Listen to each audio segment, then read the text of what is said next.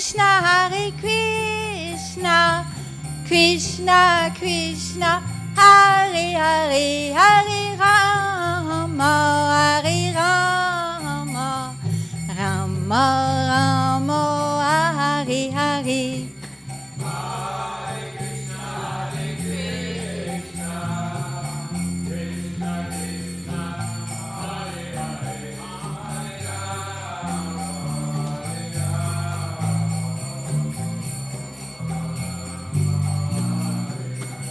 Jaya Tulsi Devi, Jaya Tulsi Devi, Jaya Tulsi Devi, Jaya Tulsi Devi.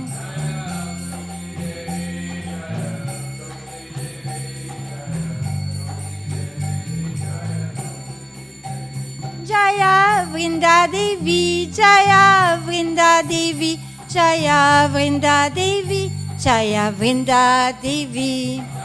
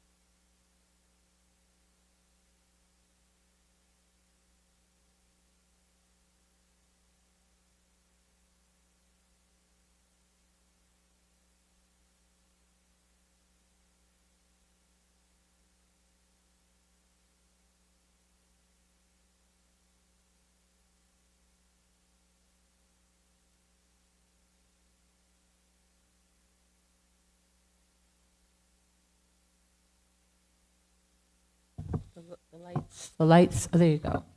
So we're going to sing the from the Das Avatar, page 52, I believe. No, it's not 52.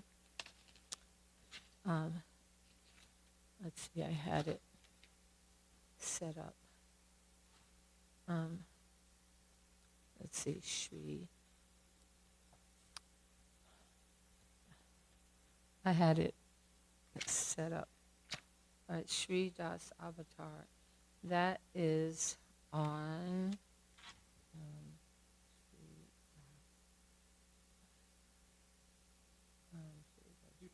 58, thank you. Page 58, if you'd like to sing in glorification of Lord Vamanadev. And that is the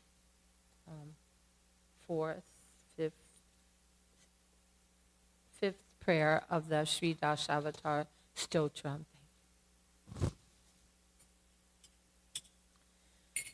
Chala yasi vikramane Bali adbhuta vamana Padanaka nirajanita jana pavana Kesavadrita vamana rupa Jai Jagadisha Hare Jaya Jagadisha Hare Jaya Jagadisha Hare Chalayasi Vikramane Paliyad Buddhavama Padana Jirajanita Jana Pavana Keshavadrita Vamana Rupa Jai Jagadisha Hare Jaya Jagadisha Hare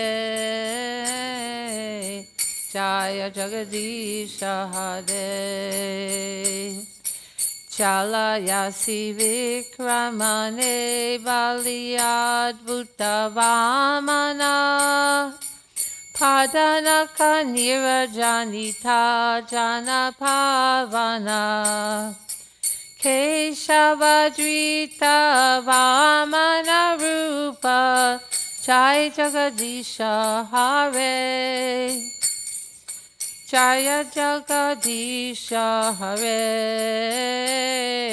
Jaya Jagadisha Hare Chalayasi Vikramane Baliyad Vamana Padanaka nirajanita jana pavana Keshavadrita vamana rupa Jai Jagadisha Hare Jaya Jagadisha Hare Jai Jagadisha Hare Vande Rupa Sanatano Raghuyego Sri Jiva Gopalako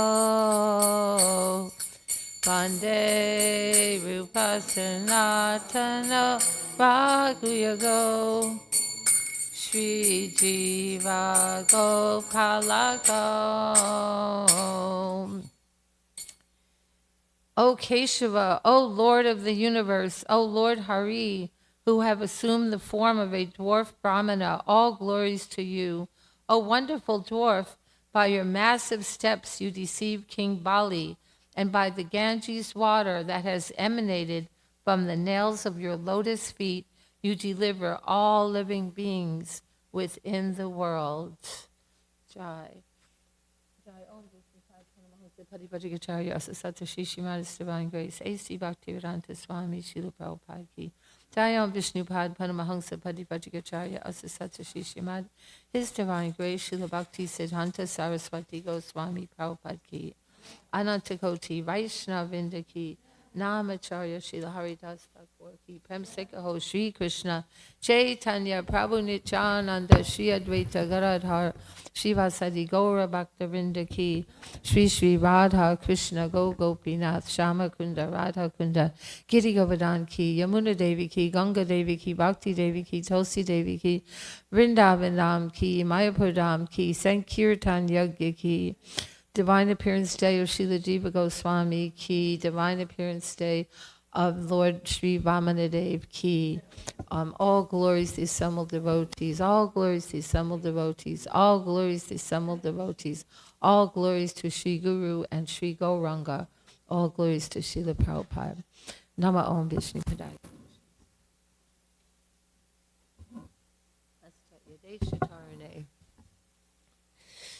Om Namo Bhagavate Vasudevaya. Om Namo Bhagavate Vasudevaya. Om Namo Bhagavate Vasudevaya.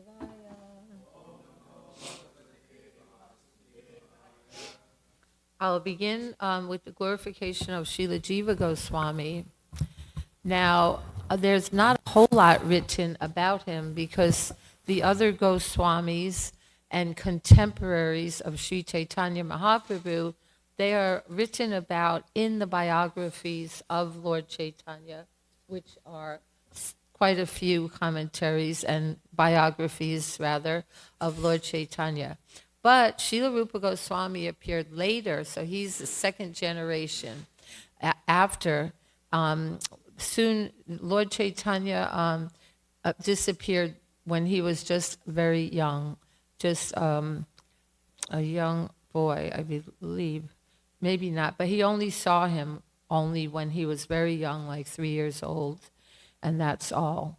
So there's not a whole lot written, but still, we know, we read about Lord Chaitanya and Prakashananda Saraswati and how Lord Chaitanya was seen as a sentimentalist, and this was very common opinion of why these devotees, why do you hang around with these other sentimentalists? You're a sannyasi. A sannyasi's meant to be sober and to be studying the Vedas, not to be jumping around in the streets and hanging out with all these other people. So Lord Chaitanya would be criticized.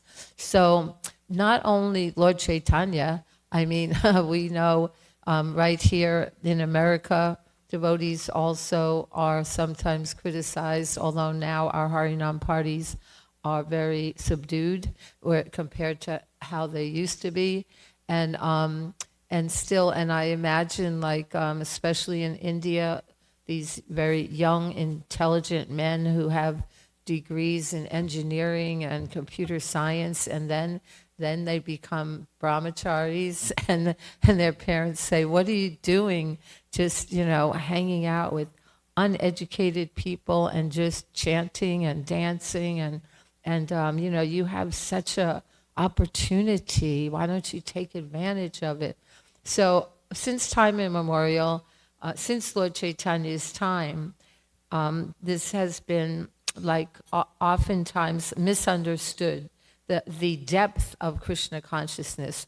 So Jiva Goswami, being the most intelligent of the Goswamis, the youngest, he's the nephew of Rupa and Sanatan, because they had a brother, Anupan, Sri Vallabha, who passed away when Jiva was quite young, just I'm thinking maybe about 10 or 12 years old. His father disappeared, but before that his father took sannyas also. And so he was born into a devotee family, whereas the other Goswamis, well, at least Rupa and Sanatan, we know, working for the Muslim government. Rupa Goswami was the treasurer, Sanatan was the prime minister. Then they met Lord Chaitanya, they heard about Lord Chaitanya, they took to Krishna consciousness. Just as we have our first generation of Srila Prabhupada's disciples, then there are the second generation, our children. and then even later those who joined. So anyway, Rupa Goswami, he did a tremendous service for the Krishna consciousness movement, because he proved, and a writer is writing for their audience. So it's just like, we have certain writings, like very, very introductory writings for very brand new people who don't know anything at all. And then Jiva Goswami's writing for those intellectuals and those Prakashanandas and Sarvabhauma Bhattacharyas and great learned scholars. And he showed how Krishna consciousness is not just a sentimental religion, for less intelligent people, but he showed the great depth of it, and then his writing, although like so young, like Srimad Bhagavatam. How many verses are in Srimad Bhagavatam? 18,000. How many are in Mahabharata? Mahabharata is the most voluminous epic in the world, and that is 100,000 verses. They say everything's in the Mahabharata. Like what we have, like Krishna Dharma, it's very much abridged edition. But he wrote 400,000 verses, with 25 major books. And, like most authors write one genre of book. They, if you're a poet, you write poetry. If you're a novelist, you write novels. But very unique was Jiva Goswami's ability to write all different kinds of books. So like these Sandarbhas, first of all, you know what he did? He went to Benares. Benares, that's the home of Mayavadi, of philosophy and all. But he went there to study. He studied all of the 6 different philosophies, even the bogus ones, even Mayavad philosophy, so that he could know how to defeat it. He studied very intensively for 1 year there, and he learned them. And therefore, in his Sandarbhas, he was able to elucidate and also defeat those that were against the supremacy of the Supreme Personality of Godhead, including Sankaracharya's writings. So he wrote later, I think most of us are familiar with the Gopal Champu, which is also one of his most incredible books, because that is a champu is not poetry and not prose, but it's a combination of both. So it's written in such a way as it's prose and commentary. And then later, he did write commentaries. And, he also was an editor. He edited Rupa Goswami's Bhakti Rasamrita Sindhu.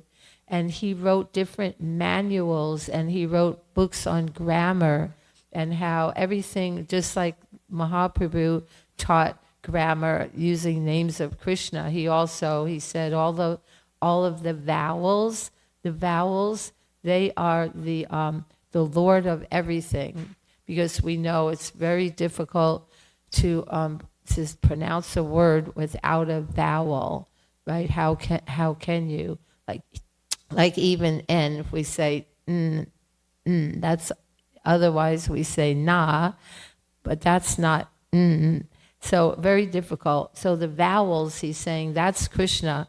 He is the Lord of everything. And then all of the consonants are called Vishnu Jana. Those are all the servants of the Lord. And then he wrote great philosophical works like his Sandarbhas. And then he also wrote like very deep philosophical ones, and which is very unusual for a writer to be able to write that many varieties of genres. So now, after he studied in Benares, he wanted to see, I guess Chaitanya was still there. He wanted to see him, and then he was told, no, you have to go to Vrindavan. But before going to Vrindavan, he said, well, I have to at least see and pay my obeisances to Sri Navadvip Dham. So he went to Navadvip, and Lord Nityananda Prabhu, this is explained in, the Ratnakara, what's it called? He went to Navadvip, and Lord Nityananda personally took him for a tour of all of the holy places of Lord Chaitanya's pastimes. And then Lord Nityananda took him to all the Vaishnavas. He said, you please bless him.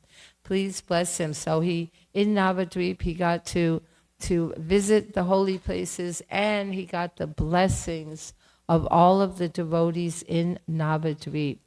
And so then he finally goes in Vrindavan, and he's very young and he's brilliant. But not only is he young and brilliant, which is very refreshing to have the association of young, brilliant devotees, but he was so humble that everybody just loved him. What did he do? He did menial service.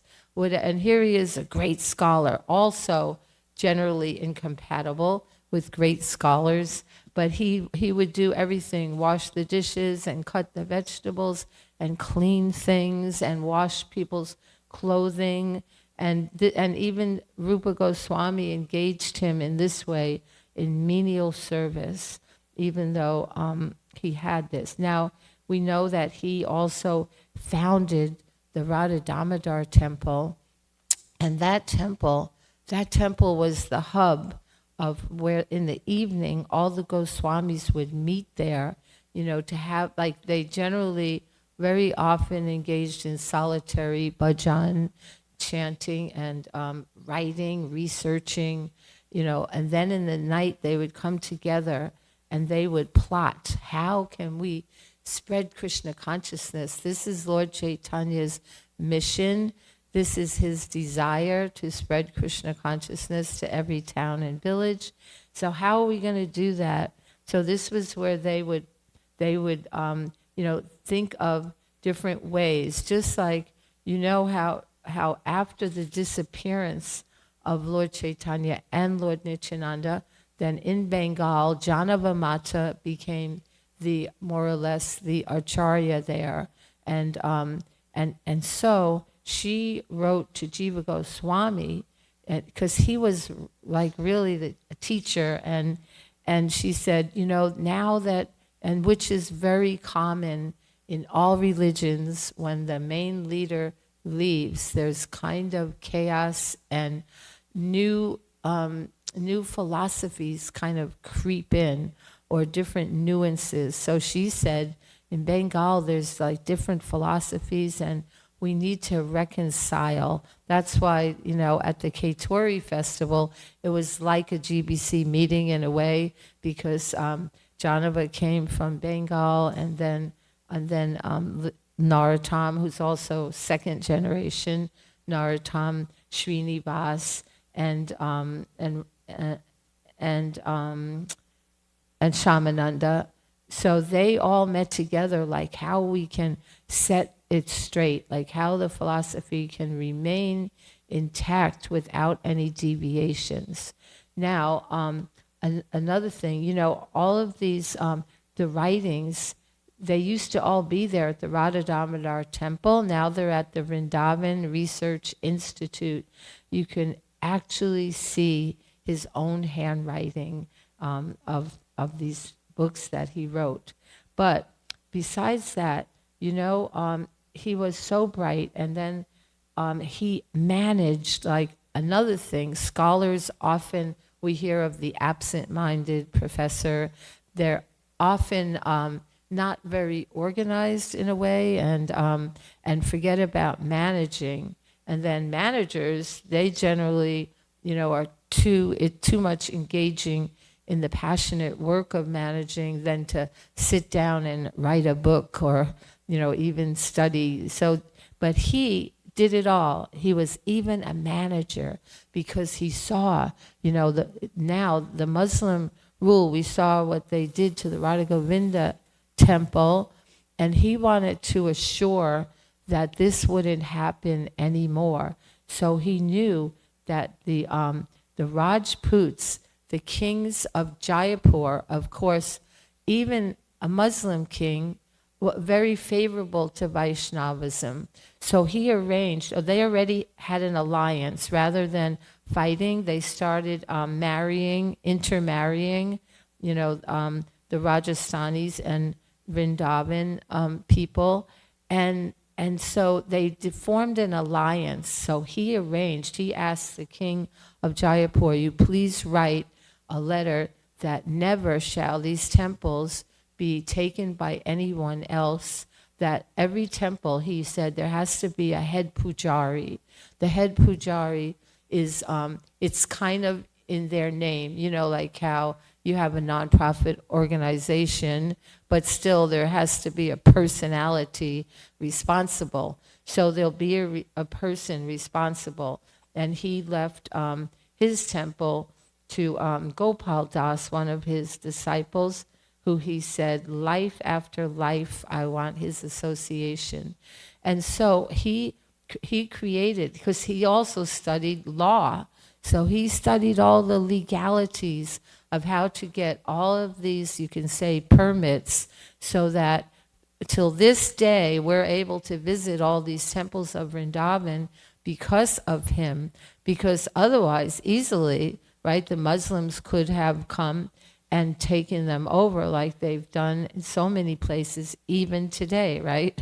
We saw in Bangladesh recently destroying temples, and was that Bangladesh? Somewhere, yeah. So we're very, very grateful, and he was able to do this and create that, and just like he purchased land, and Raghunath Das, he's totally, we know, internally absorbed as Rati Manjari, can't do like legal stuff. So he purchased that land where we go to Raghunath, to Radhakund.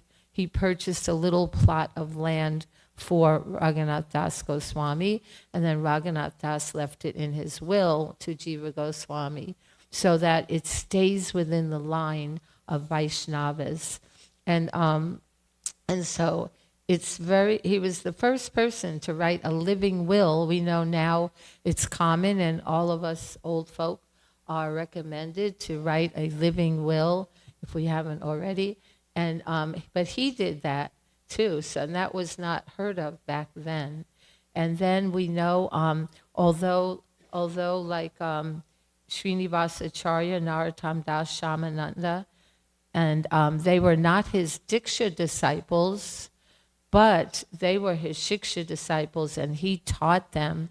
And then, he gave them that great responsibility of taking the books and bringing them like to Bengal, and how they got stolen, but still they were retrieved. All right, so it's not a whole lot of time, but one story. One time, Vallavacharya, great, intelligent acharya of the Sri Sampradaya, he came there to visit Vrindavan, and he sees Rupa Goswami's always writing, and he's there, what are you writing? And he said, let me see what you're writing. And he showed him his manuscript, perhaps Bhakti Rasamrita Sindhu, but not sure. So then he's reading, and he said, this is not right. It says, Bhukti Mukti Sprihati. This is not right, because it's explained how you gain liberation actually from bhakti too. You get liberation. So this is incorrect. And Rupa Goswami, okay, he just accepted it. But Jiva was fuming.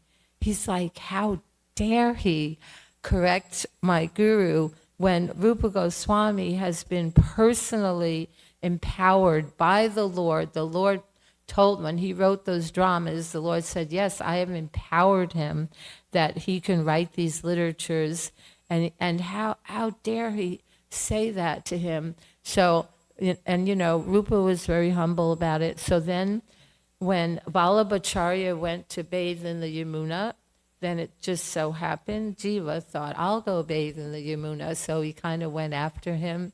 And he said, what you were saying about Rupa's writings, actually it was correct, because he didn't say that, because it says that it's a witch. He said he didn't say that mukti was a witch. He said sprihati, the desire for mukti, is a witch, right? Liberation will come automatically. We don't desire liberation at all. We desire to please the Lord through devotional service. So he said it's just that. It's the desire, not itself. He didn't say that. And he goes, you're right about that. Oh, that's right. Very good. So then Vallabhacharya went back and he said, I'd like to tell you that wasn't a mistake after all. And you have such a brilliant disciple. And he knew, he's talking about Jiva. So then when Jiva came back, he chastised him severely. He said, you have the audacity to go and correct Vallabhacharya, who's elderly, who's very learned, who's highly respected, who's an acharya, and who do you think you are to go and correct him? Well, you know what? You are so puffed up, you cannot stay in Vrindavan. Vrindavan is not meant for pride, so you should leave right away. You have to leave here. And he banned him. So imagine, because he was doing this for his guru. He had done it another time with Ram Narayan, who came, debating.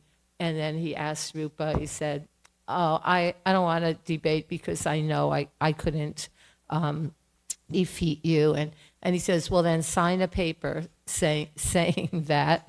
And then Sanatan, sign a paper, because he shows everyone who he defeated. And then he goes to Jiva and he goes, no, I don't want to debate. You're too elevated. And he goes, well, then sign the paper. And he sees Rupa and Sanatan. And he said, no way. He goes, all right, I'll debate with you. And of course, it was a 7-day debate. But of course, he won the debate. But then was Rupa Goswami pleased with him? No. You wasted 7 days debating, and when you could have been engaging in, other service of spreading Krishna consciousness, and you wasted your time like that. What's the outcome like? Has his heart really changed and everything? So now this time he banned him, and he went, and there was an alligator hole right on the bank of the Yamuna. No alligator was in it anymore, but he went there and he just cried and just lived there and was emaciated. It says it's one place it says he ate Yamuna dirt mixed with water, another some flour, just once a day some flour mixed with Yamuna water.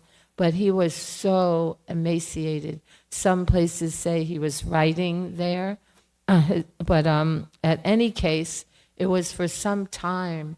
And then Sanatan goes, it was the place where Nanda Maharaj was, remember, he was caught by the serpent.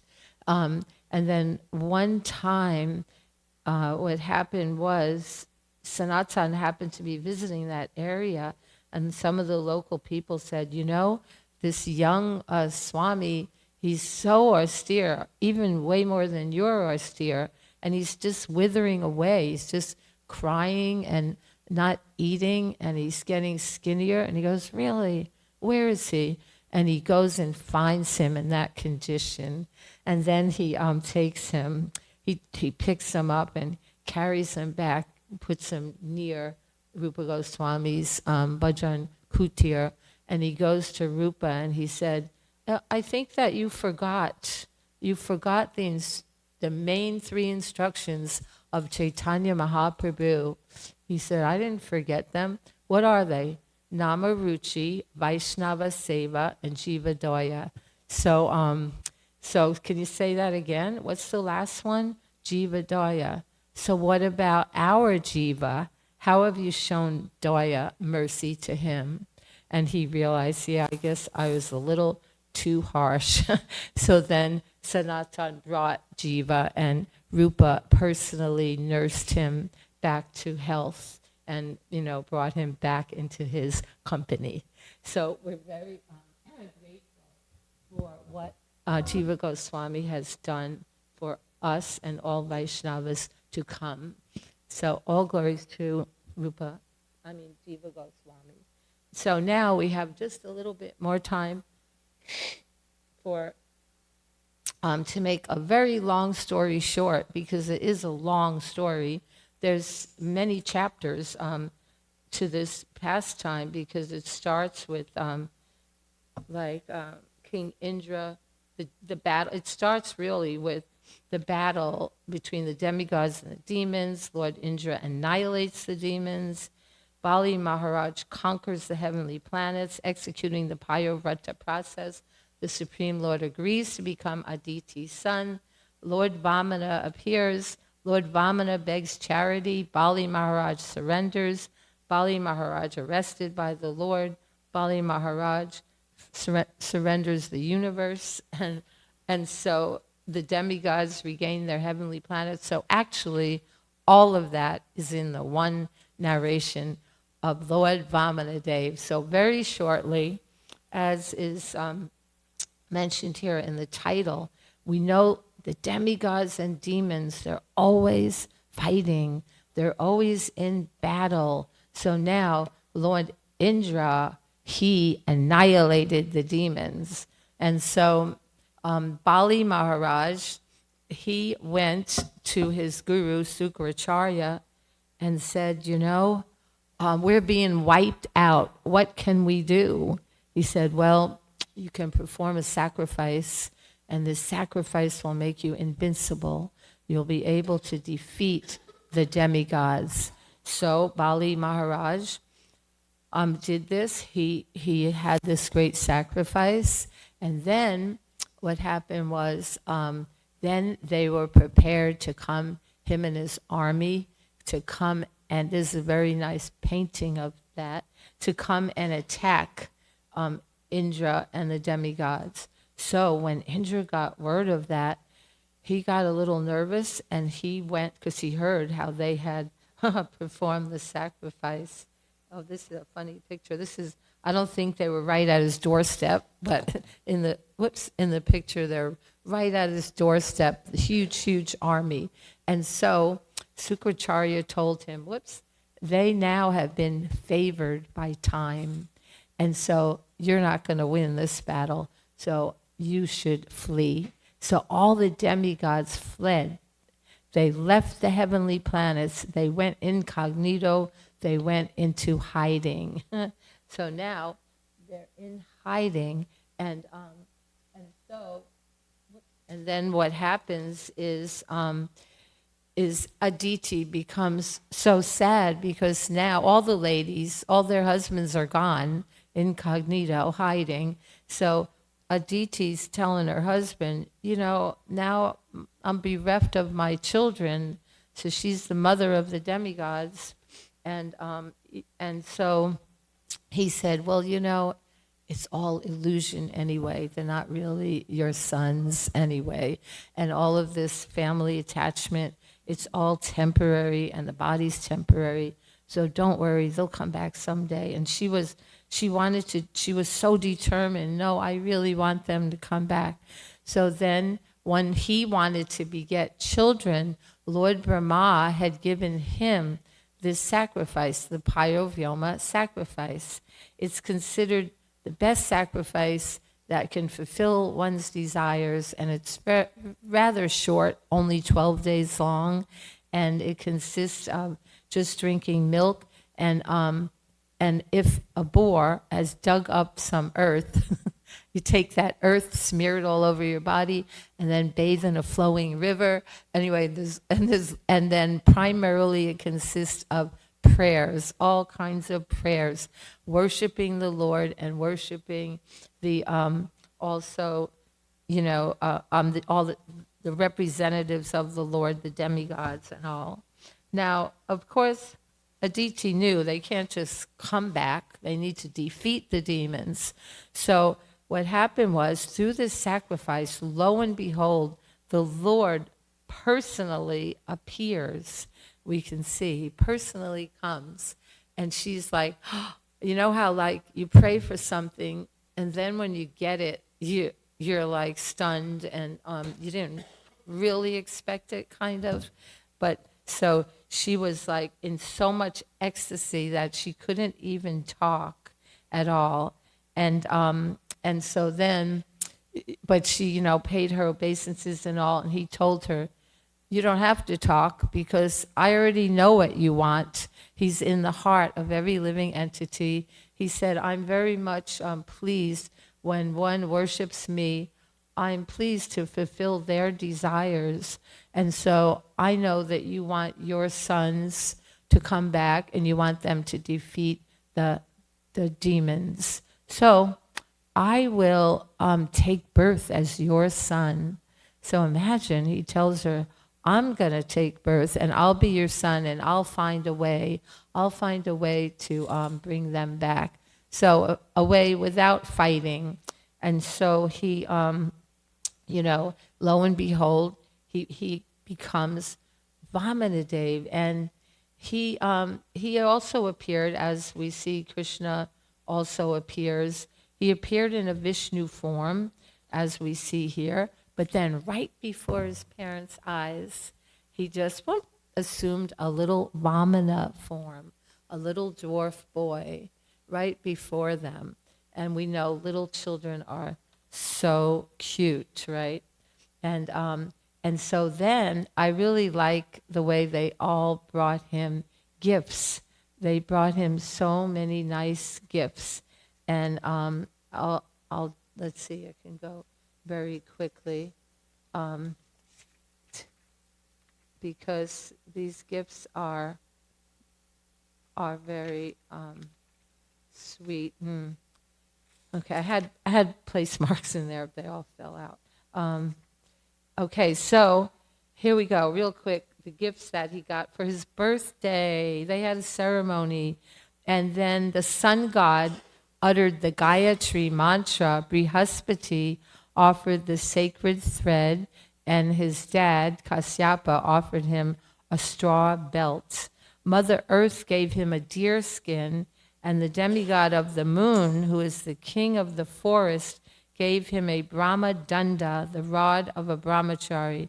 His mother gave him what only a mother can give, cloth for underwear, and the deity presiding over the heavenly kingdom, Lord Indra, gave him an umbrella. Lord Brahma offered him a water pot, and the 7 sages offered him kusha grass. Mother Saraswati gave him a string of rudraksha beads. And so then Kuvera gave him the sacred thread, and the king of the Yakshas gave him a pot for begging alms. And Mother Bhagavati, wife of Lord Shiva and most chaste mother of the entire universe, gave him his first alms. So here he was blessed by all of them, and then he does his plan. He goes to Bali because he knew Bali is engaging in another sacrifice. Another sacrifice. We see how when they want to gain power, they have sacrifices to please the Lord. So in this sacrifice, part of it is you give in charity. So he said, I will go and I will beg charity. So we know the story how he went, and then his guru Sukracharya could tell this is not an ordinary boy. He's asking you for 3 steps of land. He said, Bali said, what? You're just a child. You don't know. I'm a king. I can give you anything. Do you want land? Do you want palaces? Do you want Brahmin wives when you grow up? Do you want jewels, cows? You want, horses, chariots? What do you want? Anything. But he's a Brahmin, so he's mostly saying Brahmin, things that Brahmins would want. And I said, no, I only want 3 paces of land, because no matter what one has, if one is not satisfied within, they'll never be satisfied. No matter how much you give me, that would not satisfy me if I wasn't self-satisfied. And we see that. Like, I sometimes think, like, why do people want so much money?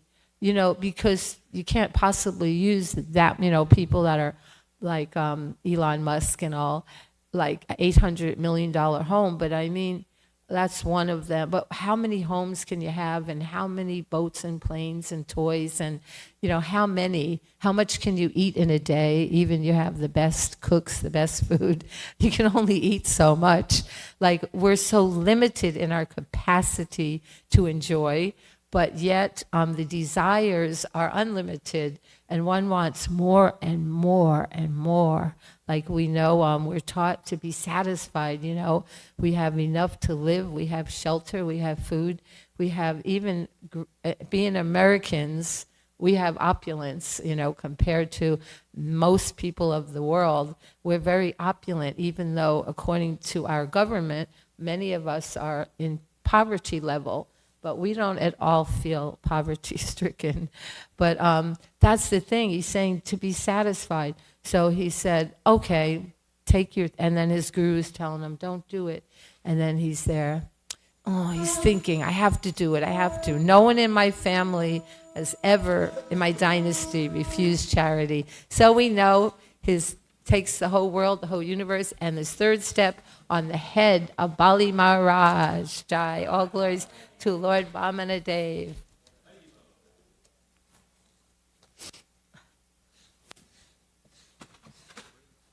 Really?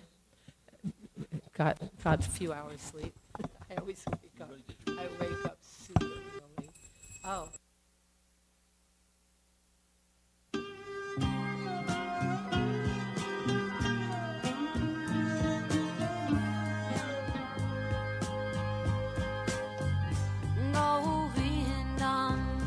Adipurusham Tamaham Bhajami Govindam Adipurusham Tamaham Bhajami Govindam Adipurusham Tamaham Bhajami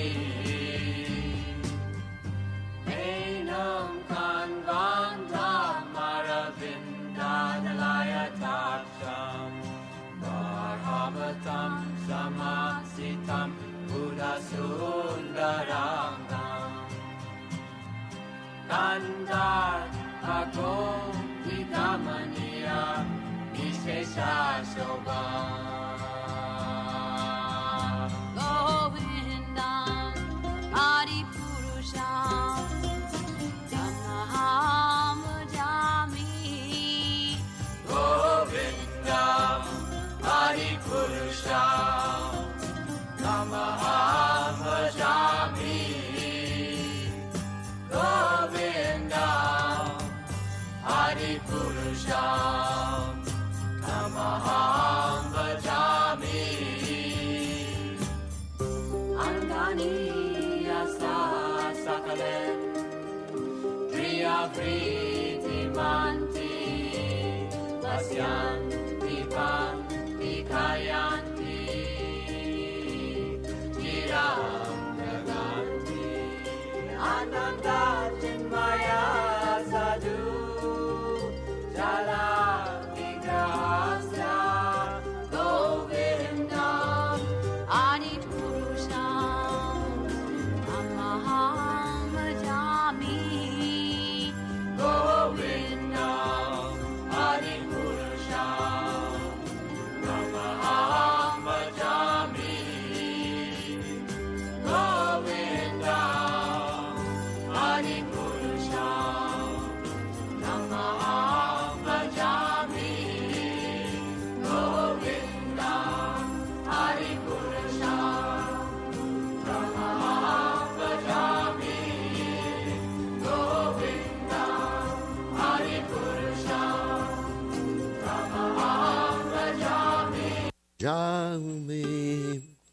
Govindam.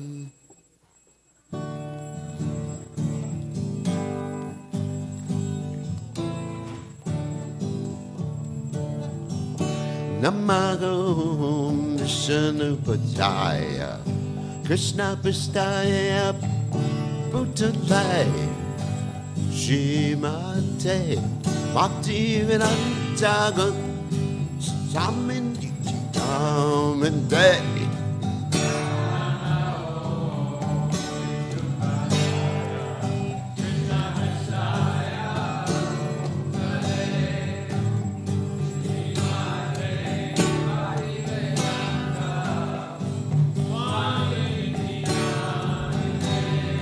Namaste, Saraswati Devi, Gauravani Vaja, Nivesesha, Shunyavati, Basya Jagadi Satarane.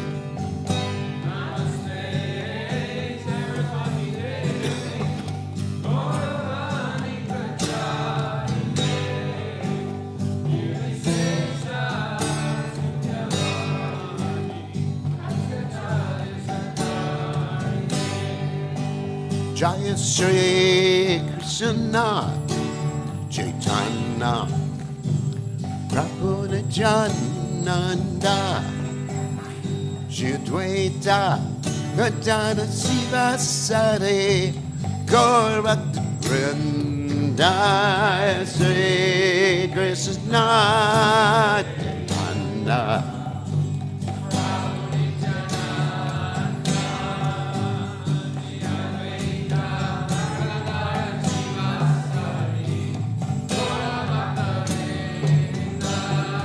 Shri Krishna Chaitanya Prabhu Nityananda Shri Advaita Gadada Siva Sadi Gaurabhakta Vrinda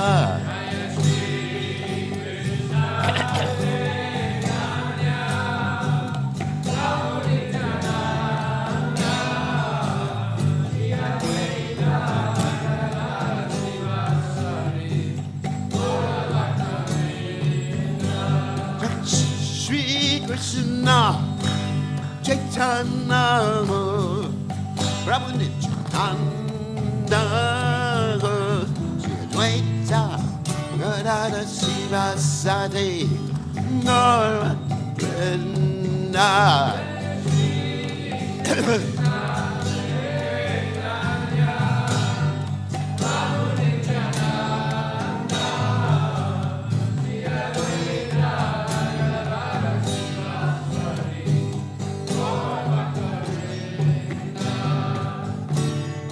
Hare Krishna, Hare Krishna, Krishna Krishna, Hare Hare, Hare Rama, Hare Rama, Rama Rama, Hare Hare.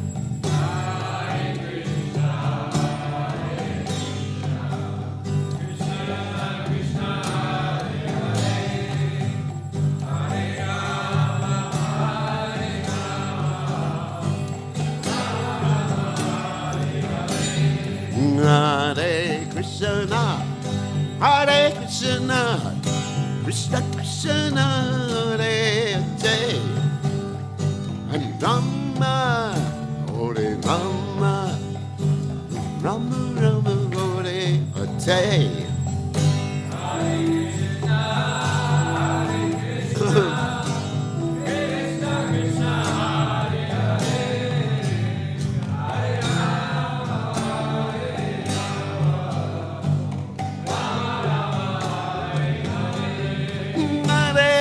Krishna, Ati Krishna, Krishna Krishna, Hare Hare, Ati Rama, Hare Rama, Rama Rama, Hare Hare.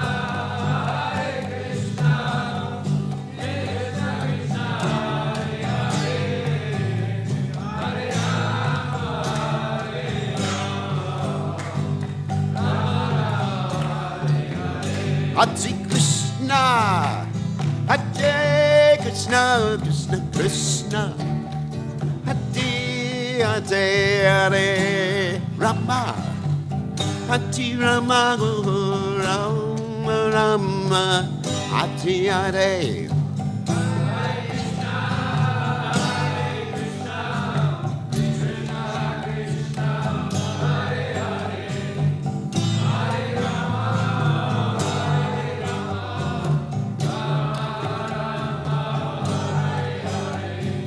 Hare Krishna, Hare Krishna, Krishna Krishna, Hare Hare, Hare Rama, Hare Rama, Rama Rama, Hare Hare.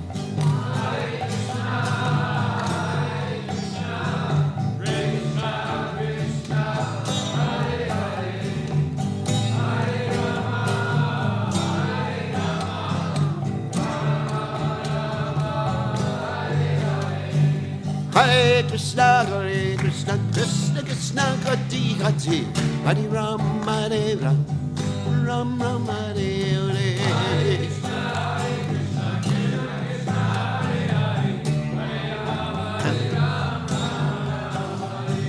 Hare Krishna, Krishna Krishna, Hare Hare, Hare Rama, Hare Rama, Rama Hare Hare.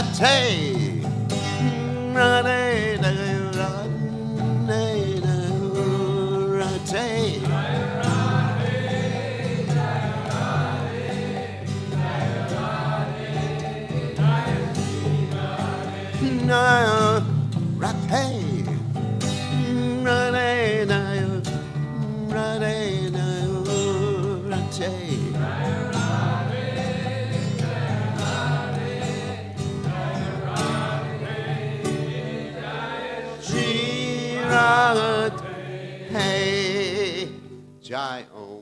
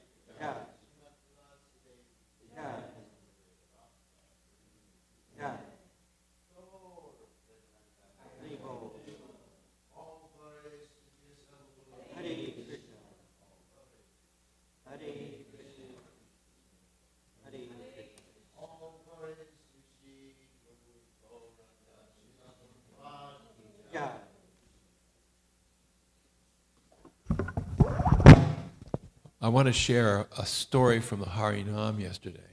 It's really an incredible story. Lots of people were there, but this fellow comes up. He's an older guy. He's like 75. And he just comes out of the blue, says, Jai Prabhupada. And it turns out, and Apurva will tell the rest, because he talked to him more than I did. He was in the temple in L.A. from 74 to 77, and he knew all the names of all the devotees, and he got a cookie from Prabhupada. Yeah, in Haight-Ashbury in '67, and he was really excited. He gave a great donation of $10, our biggest, and took a couple books. And I got his contact information, so we're going to invite him. And he's just happened to be in town because he's from Hawaii, and he just happened to be coming by when we were chanting, because Krishna makes all arrangements. Jai.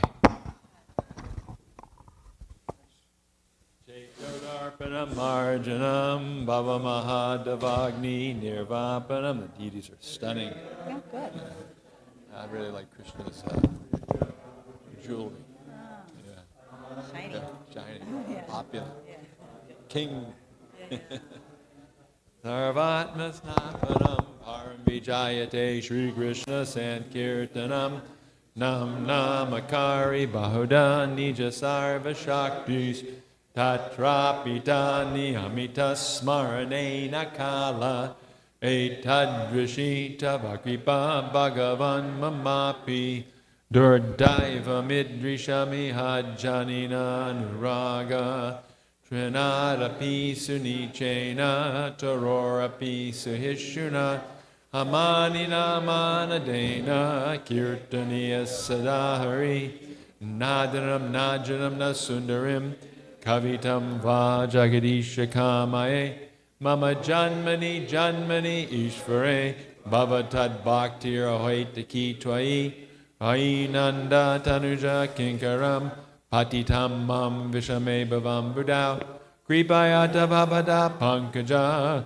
stita duli sajashim vachintaya nainam galadashu daraya varanam gadgadurudaya gira pulakarnishitam vabhukada tavanamagrahane bhavishyati yugayatam namishena chakshusha bhavashayatam Shunayatam jagat sarvam govindam virahename ashlishyava padamritam panastumam adarshanam marma hatakarotuva yatatatava vidadatu lambato mat prananatastusa eva napara.